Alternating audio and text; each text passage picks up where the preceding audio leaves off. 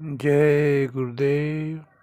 टाट वाले यह न समझे कि टाट पहनने से उन्हें टिकट मिल गया।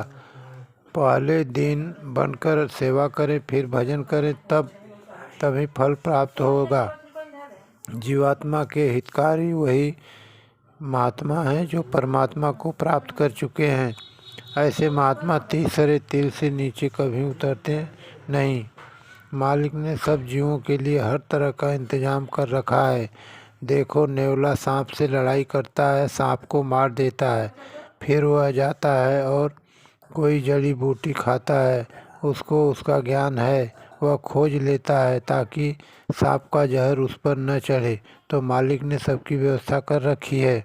पशुओं को भी इतना ज्ञान दिया है कि वह अपनी रक्षा कर ले। यह कृष्ण नगरी है। यहाँ कृष्ण भगवान जेल में पैदा हुए। कैसे बच्चे ये तो वो जाने, पर यहाँ के लोगों ने उनको भगा दिया। जरासंध ने कितनी बार हमला किया, आखिरकार कृष्ण ने मथुरा छोड़ दिया। इसलिए उनको रणछोड़ भी कहते हैं। उनके जाने के बाद फिर यह कहीं नहीं लिखा है कि वो लौटकर मथुरा वापस आए। सत्संग में रोज रोज हाजिरी दी जाती है, तब बुद्धि खुलती है, कुछ समझ में आता है। महात्मा कहते हैं कि तू कोई शंका मत कर, मैं तुमको लेने के लिए आता हूँ। सत्संग में आओ तो पूरी बात सुनो, अधूरी बात को कभी मत पकड़ो, नहीं तो बड़ा भारी नुकसान हो जाएगा। वर्तमान की राजनीति एकदम लड़खड़ा गई है, कुछ रह नहीं गया है। जैसे कागज़ का महल पानी की बूंद गिरते ही चिथड़े चिथड़े हो जाता है, ऐसे ही ये राजनीति फट गई है। अब प्रजा को संभालना होगा, आपको ही सोचना होगा। भारत की हालत अच्छी नहीं।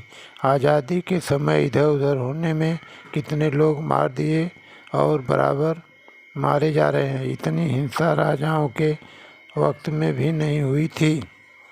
हम डंका पीट कर कह रहे हैं कि 65% गरीबी रेखा से नीचे रहने वाले लोग अपनी मेहनत और मशक्क़त की कमाई से मंदिर बनवा रहे हैं।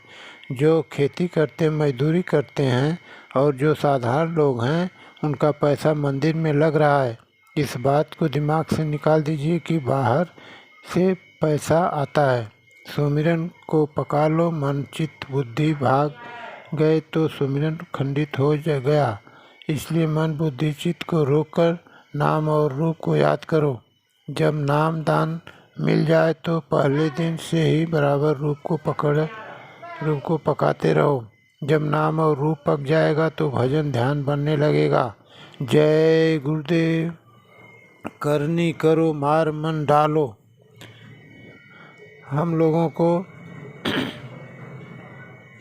जो भी सत्संग के वचन सुनने को मिले उसे याद करना चाहिए। महात्माओं के पास रहने वाला गलती करेगा तो उसकी गलती माफ़ नहीं होती, जल्दी दूर वालों की हो जाती है, क्योंकि वे कभी कभी आते हैं, सत्संग सुनते हैं और चले जाते हैं। पास और दूर के सत्संगियों में बड़ा अंतर होता है।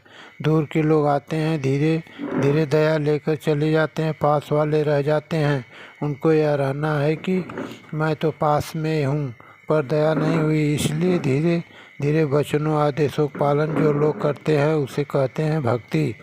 इसलिए सत्संग पर जोर दिया जाता है। बिना सत्संग के आप आदेश का पालन नहीं कर सकते। सत्संग मिलेगा तो मन चेतन से यानी सूरत से प्यार करेगा। मन जब भागेगा नहीं तो सूरत का साथ देगा और सूरत अपना काम कर सकेगी।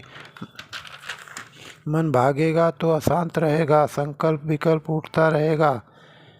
इसको रोकने के लिए सत्संग की ज़रूरत है। सत्संग बराबर मिलना चाहिए। सत्संग छूट जाता है तो सारे विकार पैदा होने लगते हैं और तमाम तरह की उलझनों में जीव फंस जाता है। मन उसी में उल्टा पटक करता रहता है। ऐसा क्यों हुआ, वैसा क्यों हुआ, उसने ऐसा कह दिया, इसी तरह से तरह तरह की भावनाओं में यह बह जाता है। तो ध्यान भजन बताओ कैसे बने।